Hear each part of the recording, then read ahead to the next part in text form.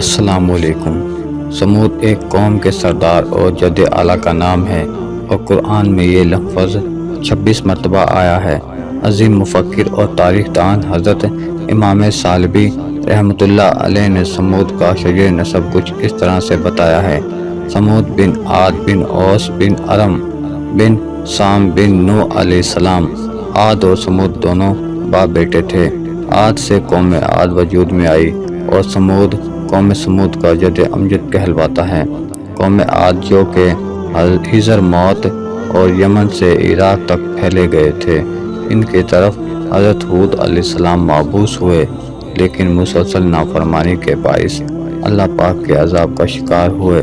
حضرت ہود علیہ السلام اور ان کے ماننے والے عذاب سے محفوظ رہے اور وہ ہجرت کر کے ہجر میں آباد ہو گئے۔ یہی لوگ بعد میں قوم سمود کہلائے، اسی لیے قوم سمود کو عاد الثانی بھی کہا جاتا ہے۔ قوم سمود کی طرف حضرت صالح علیہ السلام کو مبعوث فرمایا گیا۔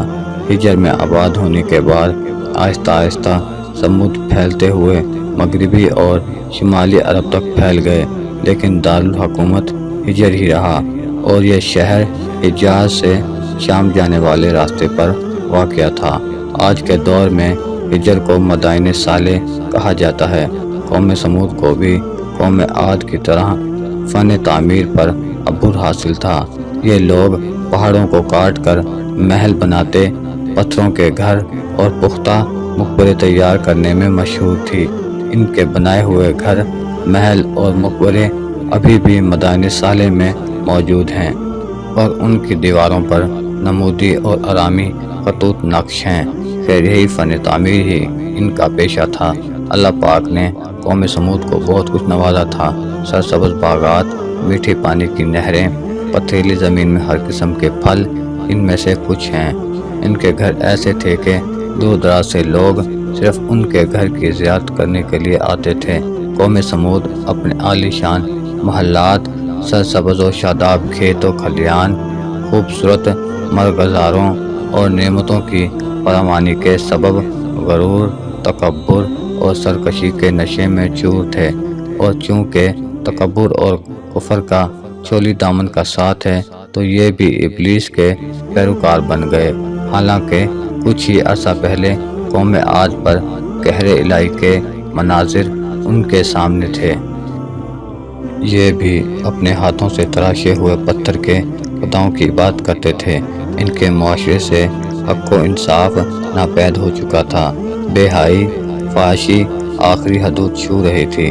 مقدس انسانی رشتوں کا احترام ختم ہو چکا تھا۔ رقص و سرود، عیش و عشرت، شراب و شباب ان کی زندگیوں کے لازمی جز بن چکے تھے۔ ایسے میں اللہ تعالیٰ نے اس قوم ہی میں سے ایک خدا ترس اور بہت نیک انسان حضرت صالح علیہ السلام کو نبوت کے منصب پر فائز فرمایا۔ قرآن کریم میں ارشاد باری تعالیٰ ہے کہ اور ہم نے قوم سمود کی طرف ان کے بھائی صالح کو بھیجا۔ حضرت صالح علیہ السلام اپنی قوم سے کہنے لگے، اے میری قوم، تم اللہ کی عبادت کرو، اس کے سوا تمہارا کوئی معبود نہیں ہے۔ اس نے تم کو پیدا کیا اور آباد کیا، تو اس سے مغفرت مانگو اور اس کے آگے توبہ کرو۔ بے شک میرا پروردگار نزدیک بھی ہے اور دعا کا قبول کرنے والا بھی ہے۔ لیکن قوم میں سرکشی غالب آ چکی تھی اور وہ لوگ حضرت صالح علیہ السلام سے کہنے لگے، اے صالح، اس سے پہلے ہم تم سے کئی طرح کی امیدیں رکھتے تھے، اب وہ منقطع ہو گئیں۔ کیا تم ہم کو ان چیزوں سے منع کرتے ہو جن کو ہمارے بزرگ پوچھتے چلے آئے ہیں، اور جس بات کی طرف تم ہم کو بلاتے ہو اس میں ہمیں قوی شبہ ہے۔ جب قوم کے سرداروں نے دیکھا کہ کچھ لوگ حضرت صالح کی بات مان کر ایمان لے چکے ہیں اور وہ بھی ہمارے خداؤں کی توہین کر رہے ہیں، تو انہوں نے حضرت صالح علیہ السلام سے موضع کا مطالبہ کر دیا۔ حضرت صالح علیہ السلام نے پوچھا کہ کس قسم کا موضع چاہتے ہو تم لوگ؟ قوم کے سردار کہنے لگے، سامنے جو چٹان ہے اس میں سے ایک ایسی اونٹنی نکل آئے کہ جو گابن ہو اور آتے ساتھ ہی بچے کو جنم دے، وہ ہم سب کے لیے دودھ اور وہ دنیا کی سب سے خوبصورت اونٹنی ہو، اس کا کوئی ماں باپ نہ ہو۔ حضرت صالح علیہ السلام نے اللہ پاک سے دعا فرمائی تو اسی لمحے ایک اونچے قد والی گابھن اونٹنی چٹان سے برآمد ہو گئی۔ اس نے آتے ساتھ ہی ایک بچے کو جنم دیا اور اس نے اتنا دودھ دیا کہ سب نے پیا، لیکن پھر بھی اس کے تھن بھرے کے بھرے رہے۔ جب یہ معجزہ دیکھا تو قوم سمود لاجواب ہو گئے کہ اب کیا کریں۔ اصل بات یہ تھی کہ وہ ایمان نہ لانا چاہتے تھے، لیکن اس معجزے کو دیکھ کر قوم کے سرداروں میں سے ایک جندہ بن عمرو نے کچھ ساتھیوں سمیت حضرت صالح علیہ السلام پر ایمان لے آیا اور ایک خدا کا عبادت گزار بن گیا۔ اس کے علاوہ ساری قوم نے حضرت صالح علیہ السلام کو جھوٹا ہی کہا اور اپنی ہٹ دھرمی پر قائم رہی، اور قوم کہنے لگی یہ تو سراسر جادو ہے۔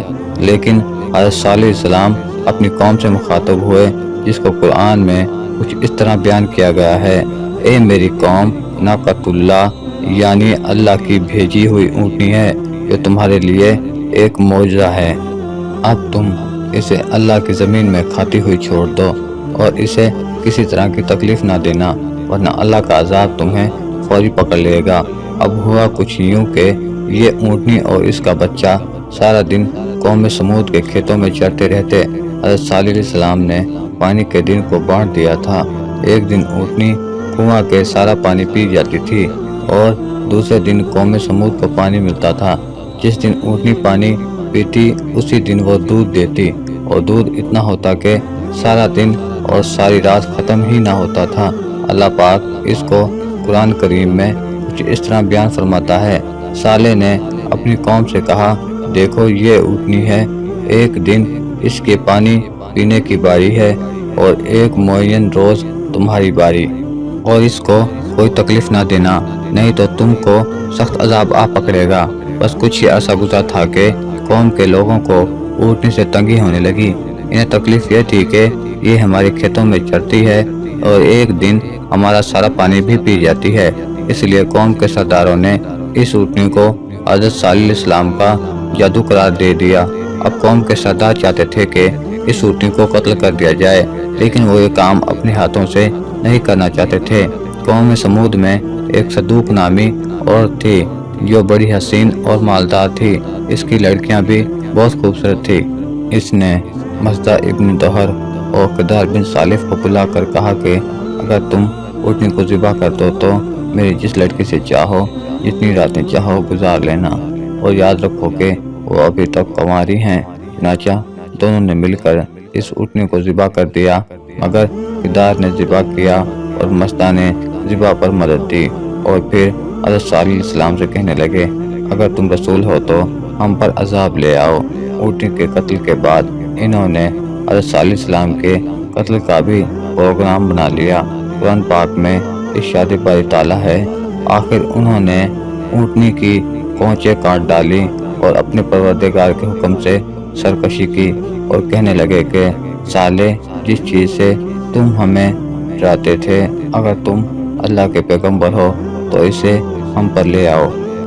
اونٹنی کے قتل کی خبر سن کر حضرت صالح علیہ السلام دھاڑے مار کر رونے لگے کہ اب اس قوم کو اللہ کے عذاب سے کوئی نہیں بچا سکتا۔ قوم سمود کے 9 افراد پہاڑی کی اوٹ میں گھات لگا کر بیٹھ گئے کہ آج رات ہی حضرت صالح علیہ السلام کو بھی قتل کر دیں گے، لیکن اللہ پاک نے اسی رات ان پر پتھر برسا دیے کہ جن سے وہ 9 کے 9 افراد ہلاک ہو گئے۔ پوری قوم نے صبح جب ان 9 افراد کی لاشیں دیکھی تو پھر بھی انہیں عقل نہ آئی۔